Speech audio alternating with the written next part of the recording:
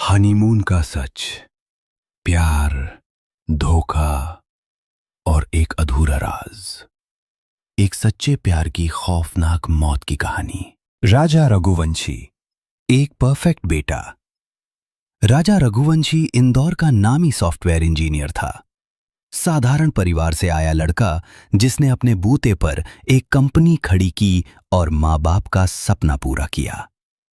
लेकिन सब कुछ होते हुए भी राजा के जीवन में एक खालीपन था, एक साथी, एक सच्चा रिश्ता, सच्चा प्यार। राजा शांत स्वभाव का लड़का था, किताबों में खोया रहने वाला, अपनी मां से हर छोटी बात शेयर करने वाला। उसके माता पिता चाहते थे कि अब वो शादी करके अपने जीवन को आगे बढ़ाए। इसी बीच सोनम मिश्रा का रिश्ता आया। भोपाल की एक पढ़ी लिखी, संस्कारी लड़की। उसकी आंखों में एक अजीब सी गहराई थी और मुस्कान में कुछ अधूरापन। राजा ने पहली ही मुलाकात में हां कह दी।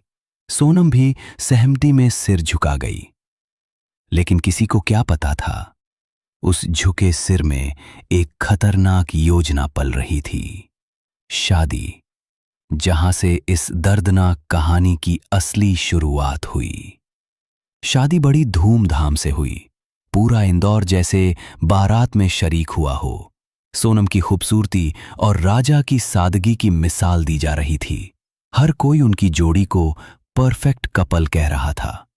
लेकिन एक शख्स ऐसा था जो इस जोड़े को देखकर मुस्कुरा नहीं पाया। राजा का जिगरी दोस्त अभिनव, जो अब एक खोजी पत्रकार बन चुका था। सोनम की आंखों में एक झूठ सा देख रहा था, एक अजीब सी बेचैनी जो एक दुल्हन में नहीं होनी चाहिए। लेकिन उसने कुछ नहीं कहा। हनीमून, एक सरप्राइज जो जानलेवा साबित हुआ। शादी के 2 दिन बाद ही राजा ने सोनम को सरप्राइज दिया, हम शिलोंग जा रहे हैं हनीमून पर। सोनम ने एक पल के लिए चौंक कर उसकी ओर देखा, फिर मुस्कुराई। बहुत खूबसूरत जगह है। लेकिन राजा को क्या पता था कि सोनम पहले ही शिलोंग जाने की योजना बना चुकी थी, किसी और के साथ। सफर की शुरुआत रहस्यों के साथ। गुवाहाटी एयरपोर्ट पर जब दोनों पहुंचे, एक कार पहले से इंतजार कर रही थी। ड्राइवर ने सोनम को देखकर कहा, आप ही सोनम दीदी है ना? राजा चौंक गया, तुम हमें जानते हो? ड्राइवर ने मुस्कुराकर जवाब दिया, दीदी ने पहले ही बताया था। सोनम ने बीच में ही बात काट, मेरी बहन ने ये कार बुक करवाई थी। राजा थोड़ा असहज हुआ, लेकिन उसने शक जाहिर नहीं किया। रास्ते में सोनम बहुत शांत थी। एक दिन ट्रैकिंग करते वक्त सोनम ने कहा, आप थोड़ा आगे चलो, मैं पीछे आती हूं। राजा जैसे ही आगे बढ़ा, झाड़ियों में किसी की परछाई हिली। एक आदमी, मास्क में छिपा चेहरा, हाथ में भारी पत्थर। वो राजा के सिर की ओर बढ़ा ही था, लेकिन तभी कुछ लोकल ट्रैकर्स आ गए और वो छुप गया। राजा ने पीछे मुड़कर सोनम की ओर देखा। वो फोन पर किसी से धीमे सुर में बात कर रही थी। उस रात राजा ने अपने दोस्त अभिनव को वॉइस मैसेज भेजा, भाई, सोनम कुछ छुपा रही है। कभी फोन छुपाती है, कभी अजीब बातें करती है। मुझे डर लग रहा है। 23 मई की रात सोनम और राजा वाइस्टोडोंग फॉल्स के पास पहुंचे। चारों ओर जंगल था, पानी की गूंजती आवाज और एक अजीब सी सिहरन। राजा सोनम का हाथ थामे टहल रहा था। तभी झाड़ियों से 3 परछाइयां निकली। एक आदमी गाइड की ड्रेस में, एक टोपी में और एक लंबा आदमी। राजा ने घबराकर पूछा, ये कौन है सोनम? सोनम चुप रही। लंबा आदमी आगे आया, राज कुशवाहा।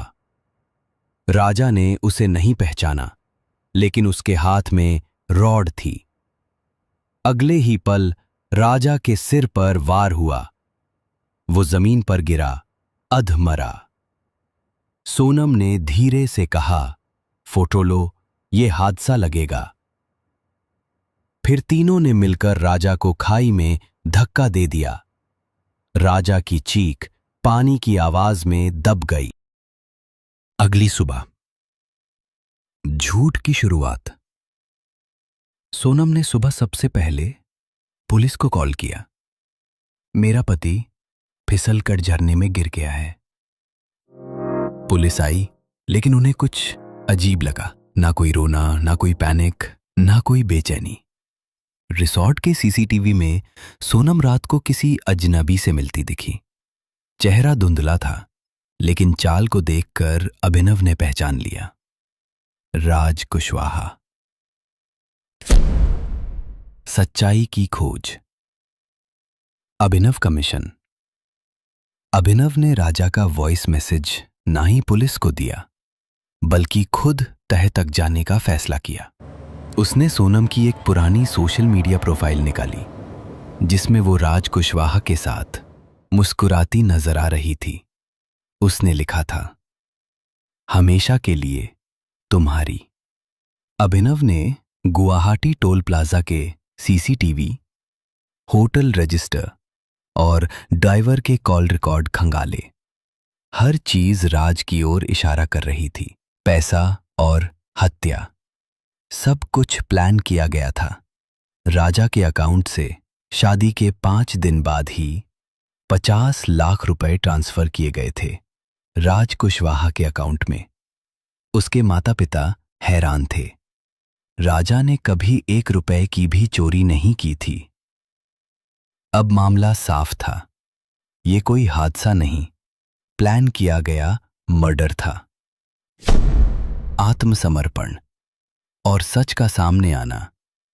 9 जून की शाम सोनम गाजीपुर थाने पहुंची।